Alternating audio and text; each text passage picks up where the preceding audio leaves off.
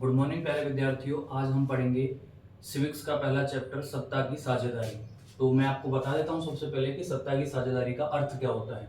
देखिए, विभिन्न सामाजिक समूहों जैसे कि राजनीतिक दल, सामाजिक समूह या समुदाय के बीच सत्ता का बंटवारा क्या कहलाता है? सत्ता की साझेदारी कहलाता है। देखो, सत्ता की साझेदारी यानी कि आप सत्ता का मतलब यहाँ किसी अच्छे राजनीतिक शक्ति से समझ सकते हैं या किसी कुर्सी से समझ सकते हैं। हर कोई व्यक्ति चाहता है कि मैं बड़े से बड़े पद तक पहुंचूं। तो हर जाति वर्ग धर्म या सामाजिक समूह को अगर हम बराबर बराबर मौका देंगे सत्ता में पहुंचने का, सत्ता में जाने का, तो वही कहलाएगा सत्ता की साझेदारी। इस चैप्टर को दो देशों की स्टोरी के माध्यम से समझाया गया है। एक है बेल्जियम जो कि यूरोप में है और दूसरा है श्रीलंका जो कि एशिया में पड़ता है। तो सबसे पहले मैं आपको बताता हूं बेल्जियम के बारे में।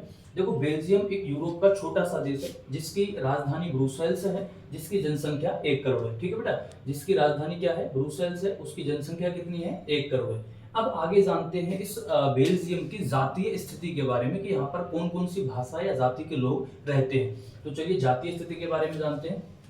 सबसे पहले मैं आपको बताऊंगा डच लोगों के बारे में। ठीक है, यहाँ पर कुछ लोग ऐसे हैं, ये देखो डच जो है ना वो भाषा है। यहाँ पर कुछ लोग ऐसे हैं जो डच भाषा बोलते हैं, उनकी संख्या है 59% यानी कि 59%, यानी कि वो डच भाषा बोलते हैं। ऐसे लोग कितने हैं? 59%। और वो फ्लेमिश क्षेत्र में रहते हैं। अब आप कहोगे सर फ्लेमिश क्षेत्र क्या चीज है? देखो, ये जो आपको नक्शा दिखाई दे रहा है ना, ये नक्शा किसका है? बेल्जियम देश का है। तो यहाँ पर कुछ पर्टिकुलर एक इलाका है जहां पर डच बोलने वाले ही लोग रहते हैं और उसको ही कहा जाता है फ्लेमिश क्षेत्र या फ्लेमिश इलाका। ठीक है, आगे बात करते हैं। कुछ लोग हैं जो फ्रेंच बोलते हैं और फ्रेंच बोलने वाले लोगों की संख्या कितनी है? 40%, यानी कि यहाँ पर कुछ लोग ऐसे हैं जो फ्रेंच बोलते हैं और उनकी संख्या कितनी है? 40% है। चलो अभी इसको देख लेते हैं। कुछ लोग ऐसे हैं जो जर्मन भाषा बोलते हैं, उनकी संख्या मात्र 1% है। उनकी संख्या मात्र कितनी है? 1% है। चलिए अब इसके बेल्जियम के जो राजधानी है, बेल्जियम की जो राजधानी ब्रुसेल्स, उसके बारे में जानते हैं। इसका अलग से दे रखा है कि ब्रुसेल्स में किस प्रकार से जो है भाषाई लोग रहते हैं। तो देखो, फ्रेंच लोग यहाँ पर 80% है और डच लोग यहाँ पर 20% है, यानी कि ये देश के एकदम अपोजिट है। अगर पूरे बेल्जियम में देखा जाए तो यहाँ पर बहुसंख्यक हैं डच भाषी लोग और अल्पसंख्यक हैं फ्रेंच भाषी लोग। लेकिन अगर मैं ब्रुसेल्स में देखूं तो फ्रेंच भाषी लोग यहाँ पर बहुसंख्यक हैं और डच भाषी लोग यहाँ पर अल्पसंख्यक हैं। यानी कि 80% लोग कौन है? फ्रेंच बोलने वाले और 20% लोग कौन है? डच बोलने वाले। ठीक है, ये बेल्जियम का नक्शा आपको दिखाई दे रहा है यहाँ। इसमें देखो, ये ऊपर वाला जो इलाका है यहाँ पर जहां मैं मार्कर रख रहा हूँ वो है फ्लेमिश इलाका, फ्लेमिश क्षेत्र। यहाँ पर वे लोग रहते हैं जो क्या बोलते हैं? डच बोलते हैं। और इसी क्षेत्र को, इसी इलाके को कहा जाता है फ्लेमिश इलाका। ठीक है, आगे देखिए, आगे नीचे है बेलोनिया क्षेत्र, बेलोनिया इलाका। इसमें 40% कौन रहते हैं? इसमें 40% लोग वे रहते हैं जो क्या बोलते हैं? फ्रेंच बोलते हैं। ठीक है, इस क्षेत्र को कहा जाता है बेलोनिया। ये एक जो आपको अंडरलाइन जो मैंने कर रखा है, ये जो लाइंस खींच रखी है, ठीक है ना, ये जो वर्टिकली लाइंस मैंने खींच रखी है, ये वाला इलाका वो है जो जहां पर जर्मन लोग रहते हैं और उनकी संख्या मात्र कितनी है? 1% है। ठीक है, यहाँ पर कौन रहते हैं? जर्मन बोलने वाले लोग यहाँ पर रहते हैं। अब थोड़ा सा इसके बारे में बता देता हूं मैं तुम्हें।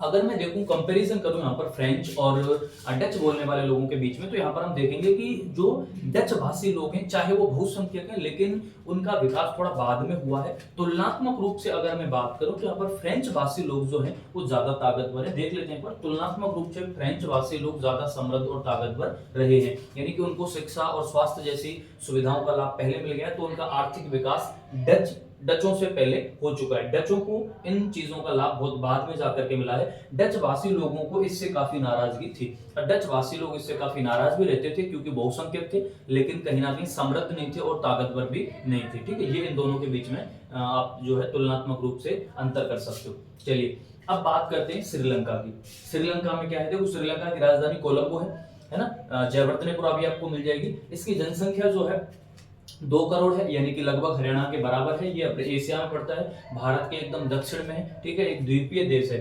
यहाँ पर अब जातीय स्थिति की बात करते हैं कि कौन कौन सी जाति के लोग यहाँ पर, या धर्म के लोग या भाषा बोलने वाले लोग यहाँ पर रहते हैं। जातीय स्थिति, कई बार ऐसा क्वेश्चन आता है कि श्रीलंका की जातीय स्थिति को समझाइए या बेल्जियम की जातीय स्थिति को समझाइए। 2 नंबर में अक्सर पूछा जाता है, या फिर दोनों की पूछ लेता है 3 नंबर में, तो उसके हिसाब से ये इंपॉर्टेंट है, देख लेते हैं।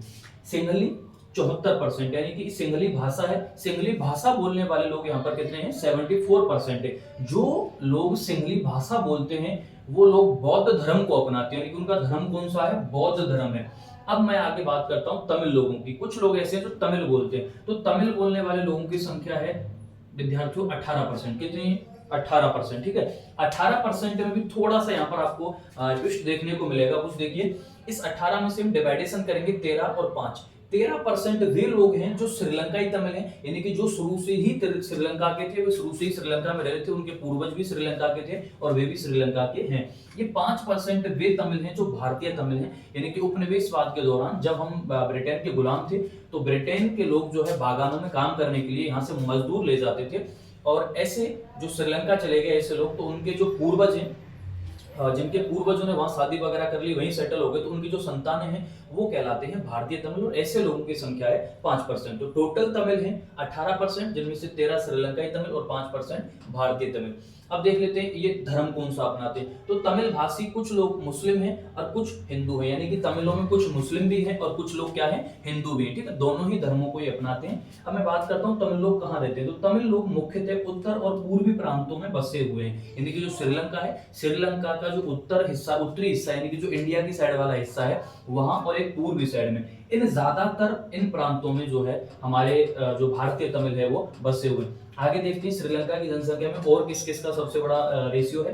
ईसाई है 7%। अब ईसाई तो खुद एक धर्म है, तो ईसाई 7% है। अब वो भाषा कौन सी बोलते हैं, तो सिंहली और तमिल दोनों भाषाएं बोलते हैं, ठीक है। जिस क्षेत्र में जहां पर्टिकुलर इलाके में रह रहे हैं, जहां जिनका थोड़ा प्रभाव है, या तो सिंहली बोलते हैं तमिल बोलते हैं। सबका अलग अलग है, कोई फिक्स नहीं कि हर एक ईसाई लोग जो है एक भाषा बोलते हैं, ठीक है। सबका अलग अलग है, कुछ सिंहली बोलते हैं, कुछ तमिल बोलते हैं। 1% लोग यहाँ पर अन्य हैं, जो और भी जातीय धर्मों के हो सकते हैं, ठीक है। इनमें छोटी छोटी है तो उनका अलग से कोई ज्यादा विवरण यहाँ पर नहीं दिया गया है, ठीक है ना। 1% लोग यहाँ पर अलग से, ठीक है।